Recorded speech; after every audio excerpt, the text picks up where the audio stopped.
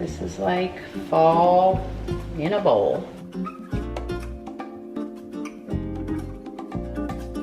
I have my book club coming over for dinner. Given that this is my favorite time of year, we're gonna have dinner in addition to the actual book club. So I made butternut squash soup, apple crisp, we'll have roasted veggies and whatever else I cook up in between. And this month we read this staggering book, Broken Country by Claire Leslie Hall. I highly recommend. I sobbed into the night. Can't wait for that. It's all happening after bedtime. We start at 7:30. It gives people an opportunity to put their kids down and then go do something for themselves.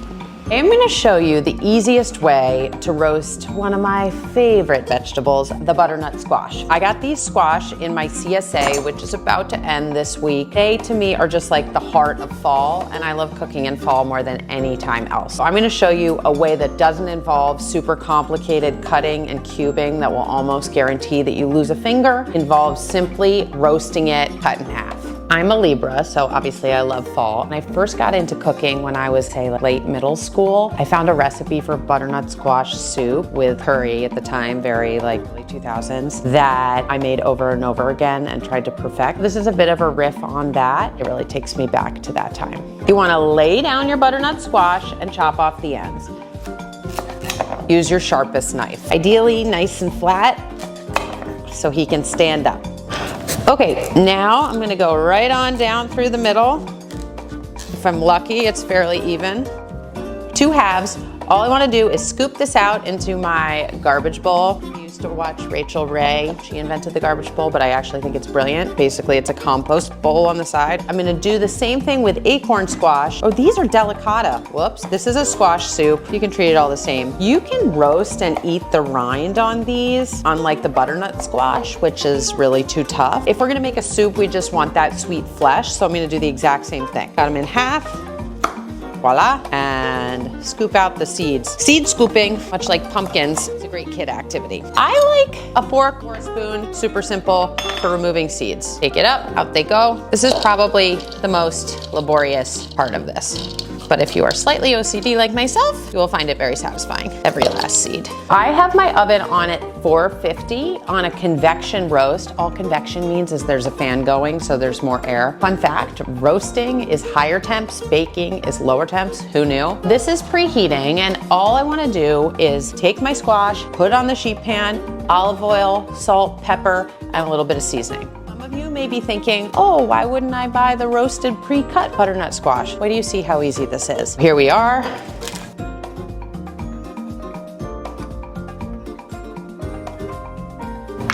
Don't be shy with the olive oil here. Actually, never be shy with the olive oil. I'm gonna get my salt. Same with salt.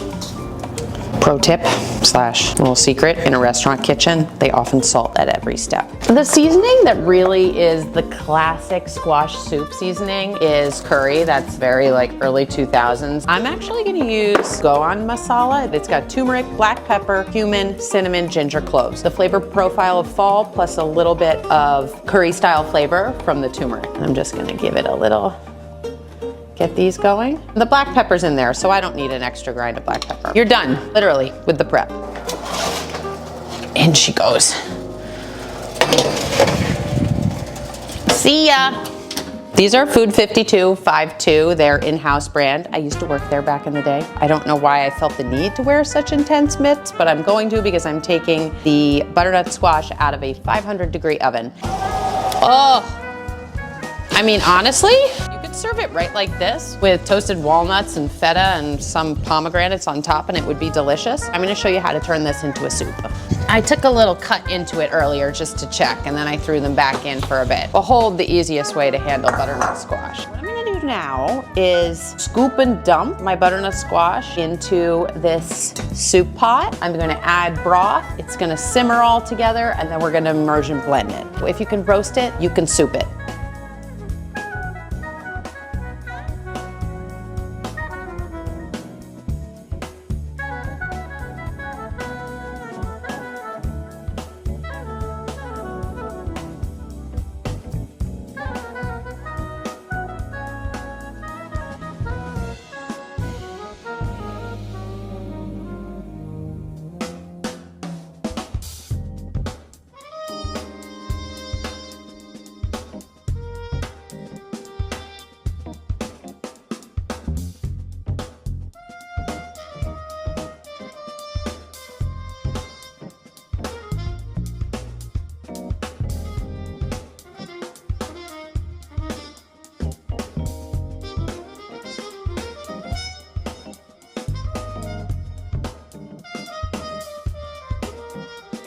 remember, I already seasoned my squash, so I don't need to add a ton of salt or, you know, you could throw in a bay leaf if you want, but it's fine. I'm gonna use a potato masher and just start to soften things up. We're getting closer. It was at a rolling boil, so I'm gonna bring it down to a simmer. The key to immersion blending, this is your friend. And the key to doing it is you need enough liquid to solid ratio that you don't splatter the whole thing out of control. And turn it way down. Primer and immersion blending. You wanna submerge your little blender end, turn it on and go up, down, up, down. I've got some larger chunks here that are gonna need a little more simmering. And this is fancy soup. I mean, it's fancy in that it makes you feel like you're in a restaurant.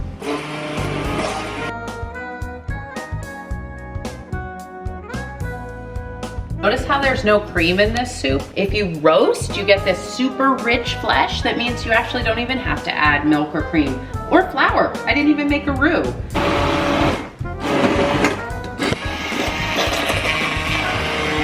I think we're almost 100% smooth here. It's okay if you're not 100%. I'm gonna ladle her up and show you how I usually serve this. Because we have this turmeric flavor profile, I like to add just a dollop of yogurt to cut the heat. The curries can be a little bit strong. This is just a lovely whole milk Cabot Greek yogurt. You can use sour cream, but I like this. A little bit. Tarragon.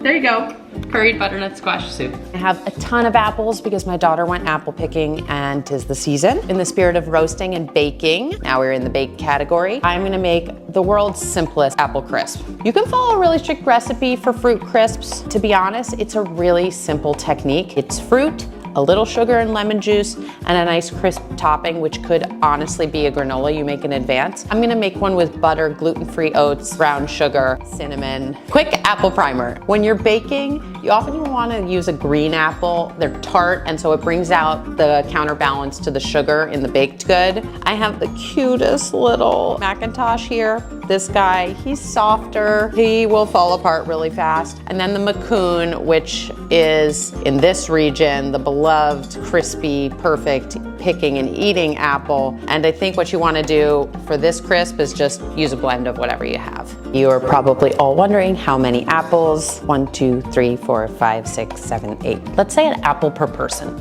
You do not need an apple core. Quick, around the world, chop. Remove the core. And honestly, I like a rough cut cube, so big chunks. This crisp is the kind of thing you can have dessert for with vanilla ice cream, or it's pretty low sugar with yogurt for breakfast. I actually even warm mine up and put whole milk on it.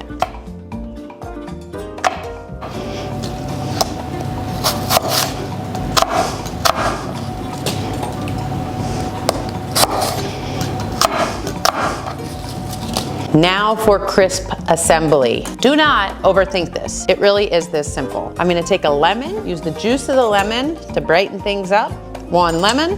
You don't need to toss it in a separate bowl. You can do it right in the dish you're gonna roast it. I like to roast in an oven to table safe dish, but if you just have a 9x13 baking dish, like a brownie pan, that works perfectly. I'm gonna do a little bit of pure cane sugar. Your big crisp downfall, too sweet. Keep it as unsweet as possible. Vanilla ice cream can add sweetness. You can always add a toffee sauce or like a butterscotch over the top, but we really don't wanna bring out more than the natural sweetness of the apples. I feel like you can cut the sugar content in half for most recipes. I'm literally gonna use, I think, a tablespoon. Voila. Old Faithful, a jigger of cinnamon. That's plenty. This is a technique for any baked fruit dessert. The cinnamon makes it fallish, but you can basically follow this with the absence of cinnamon for peaches or berries in the summer, etc. God's gift to butter, Plugra premium European butter. I feel like these are French-speaking cows or something. You want it super cold. We're gonna use it in the crisp, but I'm also gonna dollop little bits throughout the apples to give it a little bit of fat to help break the apples down. So about 2 tablespoons. In cute little cubes. 1 little cube here, 1 little cube here, here, here. Voila. This whole thing can be prepped in the dish you're baking it in. I'm just gonna toss my fruit around with the sugar, lemon juice, and cinnamon. You could do this in the Cuisinart. I think there's something very nice and sort of meditative about doing it by hand, and it's not gonna take much time at all. I have my beautiful Lugra European butter here from the French cows or whoever. I'm gonna chop it into cubes and put it right in the bowl. Key aspect of this, the butter needs to be cold. You don't want your butter melting all over things because the butter is essentially what's going to form the beautiful little cubes and clusters of crispy crumble. Okay. Honestly, chopping butter though, one of my favorite things. Okay.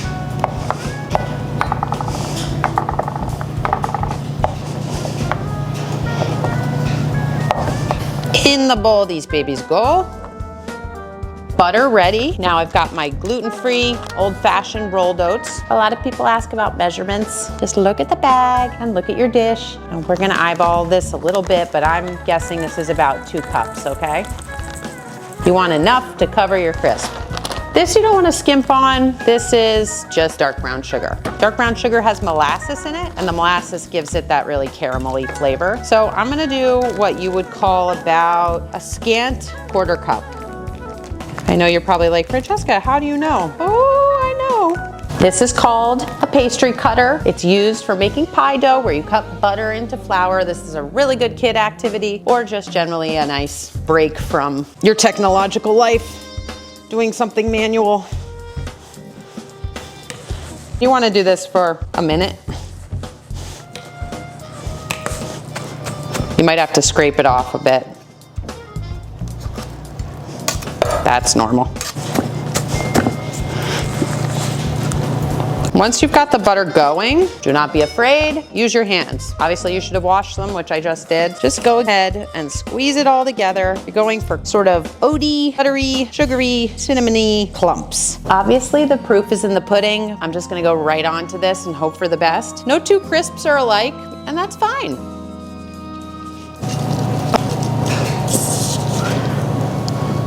Here I am with my hazmat gloves. I'm gonna go right into the oven. See you later. In the spirit of giving you actionable information, this is 45 minutes at 350. I mean, she could go a little longer too if you want, but look at the bubbles. Especially if you're gonna serve it later, take it out maybe 5 to 10 minutes shy, and then as you warm it, you finish the cooking.